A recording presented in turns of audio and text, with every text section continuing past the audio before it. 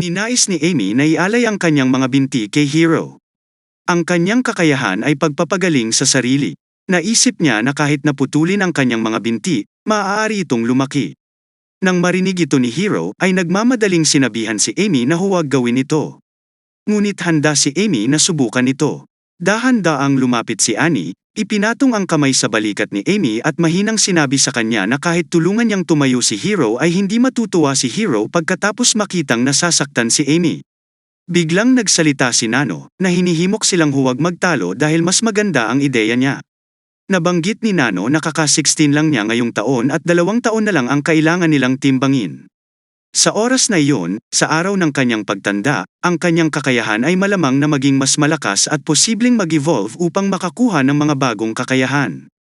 Iminungkahi niya na sa panahong iyon ay hindi lamang si Hero ang makakapagpalaki ng bagong pares ng mga binti, ngunit hindi magiging problema ang pagbibigay kay Hero ng isa pang karagdagang pares ng mga binti.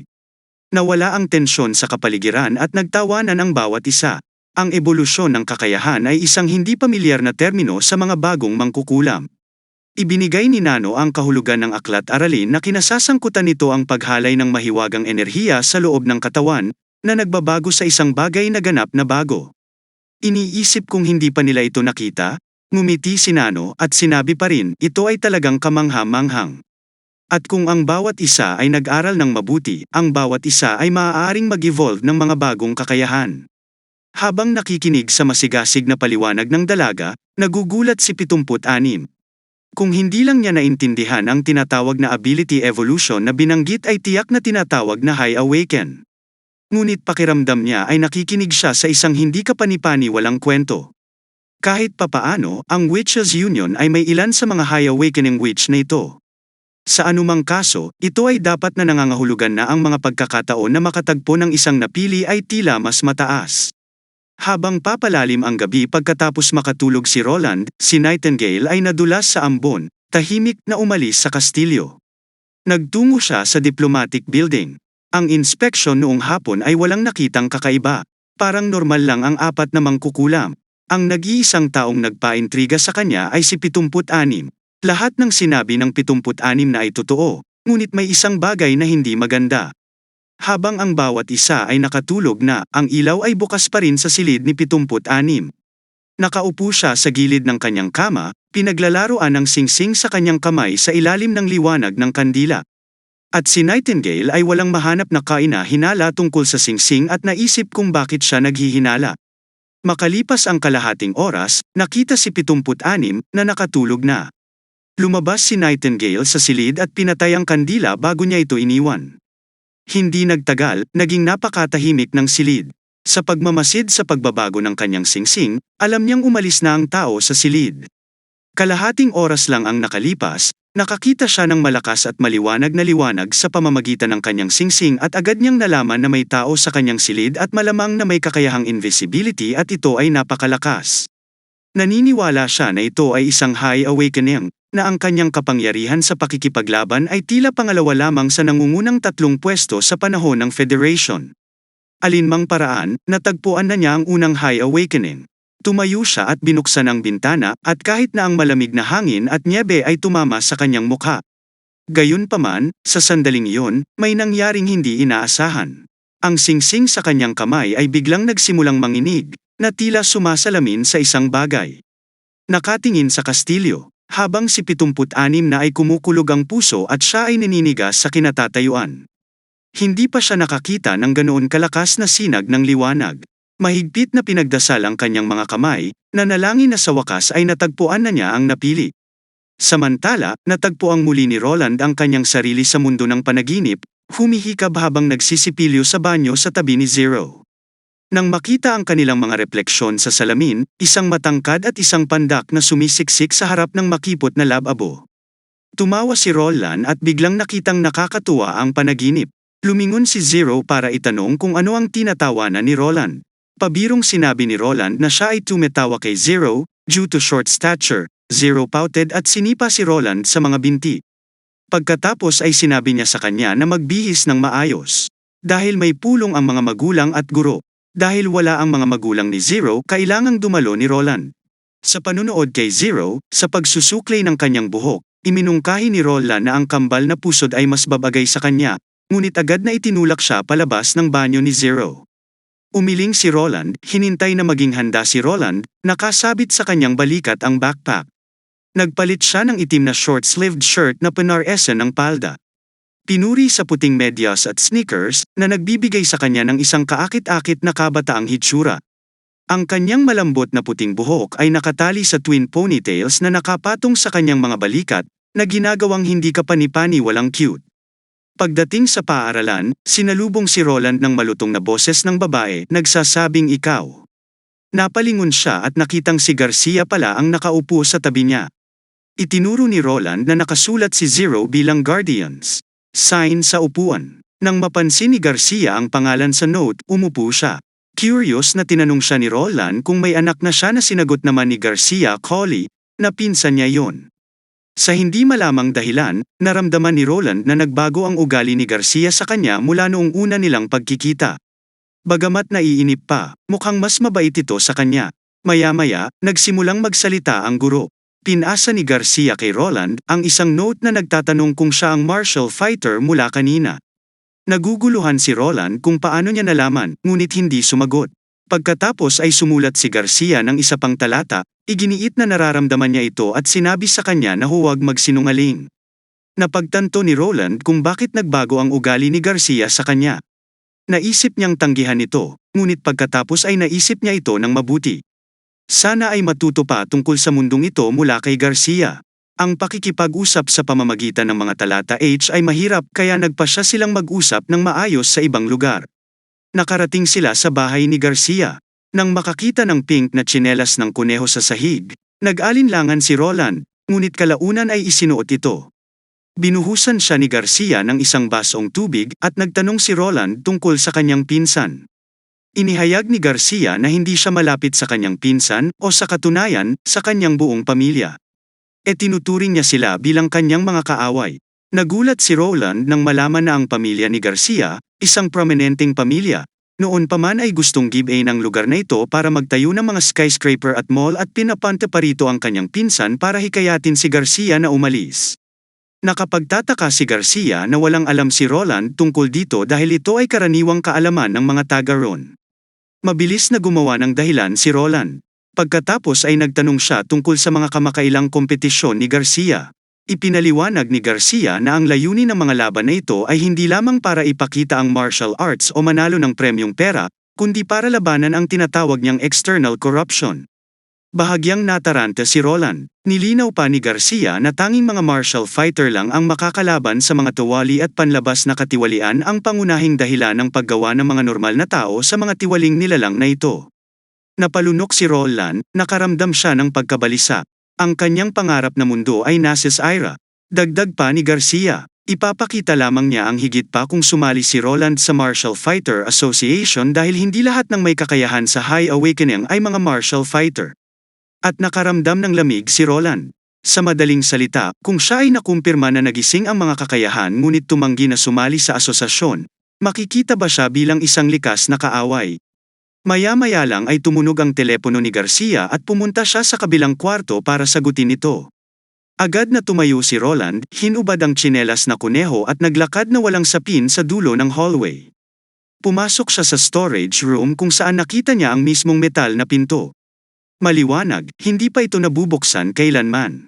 Huminga ng malalim si Roland at marahang binuksan ang pinto.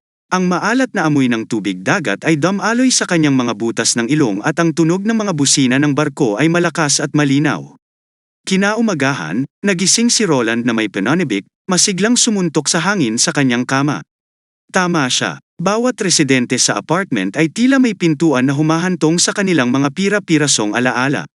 Ang mga pintuan na ito ay malamang na konektado sa isang lugar na pinangangalagaan ng bawat tao. Ang mga huling alaala ni Garcia ay ang berdeng waterport na kanyang gawain sa buhay at ang simula ng paghiling ng kapangyarihan. Bagamat hindi pumasok si Roland sa pintuan, kalaunan ay tinanong niya si Garcia tungkol dito. Gayunpaman, tila nalilito at walang alam si Garcia sa sinasabi ni Roland. Marahil sa apartment si Roland lang ang makaka-access sa mga pintong ito. Pagkatapos mag-freshening, nagtungo si Roland sa opisina kung saan pumasok si Wendy, na nagbigay sa kanya ng impormasyon tungkol sa mga bagong mangkukulam. Habang nagsusuri si Roland sa kanila, tuluyang napunta ang kanyang mga mata sa pangalan ni Annie. Pinaalalahanan niya si Nightingale na maaaring ito ang Annie na nabanggit niya. Ang Annie ay isang napakakaraniwang pangalan, ngunit ang impormasyon dito ay malinaw na naitala ang kanyang paghahanap para sa Blood Fang at tinanggihan, kaya malamang na si Annie ang kanilang iniisip. Ngunit darating ang kumpirmasyon makalipas ang 1 linggo nang dumating si Tilly at ang iba pa sa Neverwinter. Ipinahayag ni Wendy ang kanyang kaligayahan tungkol sa muling pagsasama ni Effie at Annie. Gayunpaman, iba ang iniisip ni Roland, iniisip kung paano sila magkakasundo pagkatapos ng kanilang muling pagkikita. Umaasa lang siya na panahon lang ang magpapagaling sa lahat. Pagkatapos ay itinaas niya ang kanyang ulo upang magtanong tungkol sa schedule ng araw mula kay Wendy, na tumango at inilatag ang agenda ng araw. Hiniling ni Roland kay Wendy na isama sina Lightning at Maisie at pagkatapos ay nagtanong kay 76 tungkol sa kanyang opinyon. Humigop siya ng kanyang tsaa. Karaniwang hindi maakit ng isang karaniwang tao na tinubos na alipin ang kanyang atensyon, ngunit lubos siyang pinuri ni York. Ayon kay Wendy, si 76 ay naging maayos ang pakikitungo sa 4 na mangkukulam, at naniwala si Wendy na hindi siya masamang tao kung hindi ay hindi niya isinakripisyo ang kanyang sarili para iligtas ang bruhang iyon.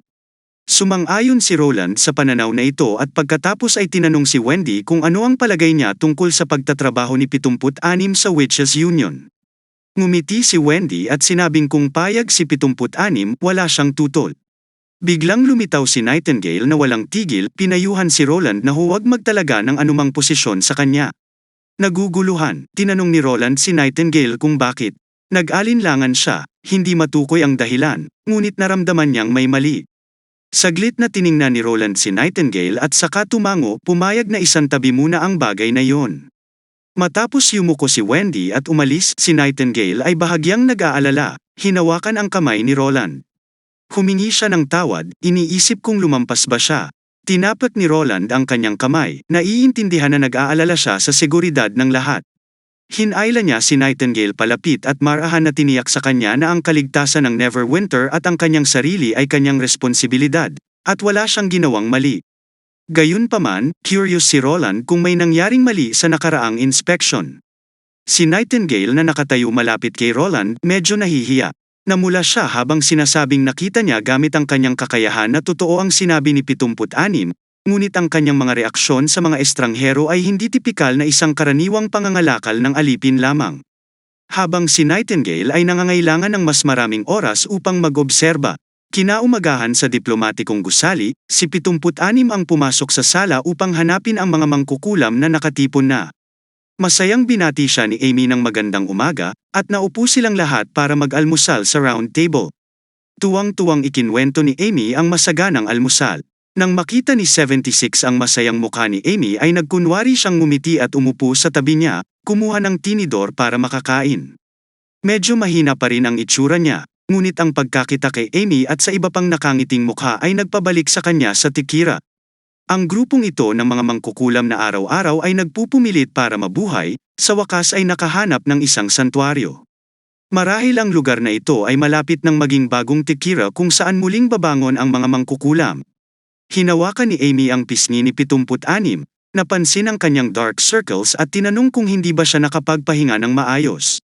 Ngumiti si 76 at sinabing masyado siyang excited kagabi para makatulog. Iminungkahi ni Amy na nag-aalala na dapat siyang bumalik at magpahinga. Gayunpaman, umiling ang 76 at binanggit ang kanyang pagnanais na sumama sa lahat mamaya upang gawing pamilyar ang lungsod ng Neverwinter. Dahil ayaw niyang maiwang mag-isa, tumango ang lahat. At pagkaraan ng ilang sandali ay pumasok si Wendy, tinutulak ang isang wheelchair na pinaghirapan ni Ana at si Roya sa magdamag na gawin. Papayagan nito ang hero na malayang gumalaw sa loob ng limitadong lugar. Natigilan ang pagkarinig sa pangalan ni Ana 76. Nano, nabanggit ko rin ang pangalang ito. Tila isa sa mga high awaken na mga mangkukulam. Nagulat siya na ang isang makapangyarihang mangkukulam ay gagawa ng ganito para sa isang ordinaryo, na nawala ng mga paa. Tinulungan ni Wendy si Hero na sumakay sa isang wheelchair para masanay siya dito, at ang boses ni Hero ay sinakal ng damdamin na nagpapasalamat kay Wendy. Malumanay na sinabi sa kanya ni Wendy na hindi na kailangang magpasalamat sa Witch Union. Dahil lahat dito ay magkakapatid. Lumapit si Annie, dinala ang 76 ang kanyang pagnanais na sumali sa kanila. Sinabi niya kung ang 76 na ay naiwang mag-isa, siya ay makaramdam ng kalungkutan. Saglit na nag-isip si Wendy, saka sumulyap kay 76. Habang si 76 ay biglang nakaramdam ng pagkabalisa. Bakit nag-aalangan si Wendy? Hindi pa ba tapos ang inspection? Tapos ngumiti si Wendy at pumayag sa request. Nang makita silang dalawa, parang may naramdaman si Annie pero hindi na siya nagsalita pa. Ipinakilala ni Wendy ang unang destinasyon ng araw, ang pangunahing lugar ng Neverwinter, ang Northern Slope Mine. Natigilan ang mga mangkukulam. Nagtaka si 76 kung ano ang kawili-wili sa isang minahan. Hindi kaya gustong ipakita ni Wendy sa kanila, ipapadala sila doon kung hindi sila sumunod sa mga patakaran. Gayunpaman, ayon kay Wendy, hindi yun ang kaso, tulad ng ipinaliwanag ni Wendy na ito ang puso ng Neverwinter. Sinipi niya ang sabi ni Roland na ang sinumang makagagawa ng mas maraming bakal ay kumakatawan sa tunay na hustisya. Ngumiti si Wendy, tinitiyak sa kanila na maaaring parang walang kwenta ito, ngunit mauunawaan din nila kalaunan. Sa pag-alis nila sa diplomatikong gusali, nagbigay si Wendy ng maikling pangkalahatang ideya kung aling kaalaman. Una niyang binanggit ang mahiwagang backlash, isang karaniwang karanasan para sa lahat ng mga mangkukulam. Sa pagsasalita, biglang naisip ni Wendy ang mga kapatid noong mga araw ng pagsasamahan, at ang mga hindi nakaligtas dito. Pagkatapos ay nagsalita siya tungkol sa ebolusyon ng mga kakayahan pagkatapos na umabot sa pagtanda, kabilang ang potensyal na bumuo ng mga kakayahan sa sangay at tumaas na kapangyarihan ng mahiwagang kakayahan. Maraming tanong si Amy at magiliw na sinagot ni Wendy ang bawat isa, tinatapik ang ulo ng dalaga. Ibinahagi ni Wendy na hindi ito ang wakas para sa kapangyarihan ng isang mangkukulam. Maaari silang magpatuloy na umunlad ng walang limitasyon na independyente sa kanilang mga orihinal na kakayahan hanggat patuloy nilang pinalalim ang kanilang pag-unawa sa kanilang sarili at sa kanilang mahika. Nagulat si 76 dahil halatang narinig ito ng 4 na mangkukulam sa unang pagkakataon. Sa Tekira, lahat ng nabanggit dito ay karaniwang kaalaman. Kaya bakit itinago ng simbahan ang impormasyong ito? Kung ang mga mangkukulam na lumikha ng simbahan nitong nakalipas na 400 taon ay lumayo sa kalooban ni Lady Acaris. Nang tumingala si 76 nang marinig muli ang boses ni Wendy, nakakagulat siyang nakakita ng mahika ng komunikasyon magic seal. Naisip niya na maaaring natagpuan ito sa isa sa mga sinaunang guho. Biglang uminit ang 76 bilang singsing sa kanyang leeg. Tumingala siya upang makita ang isang blonde na babae at isang kalapati sa langit. Binati nila ang mga bagong mangkukulam at nagpakilala. Hindi makapaniwala si Amy nang makakita ng nagsasalitang kalapati. Iniabot ni Wendy ang kanyang braso para sa kalapati at masayang dumapo si Maisie sa kanyang mga braso para dumapo. Nang malaman ng 76 na ang kalapati na ito ay isang High Awaken, na saglit na natigilan sa kanyang pagkabigla, pinanood niya ang magiliw na paghaplos ng kalapati sa pisngi ni Wendy.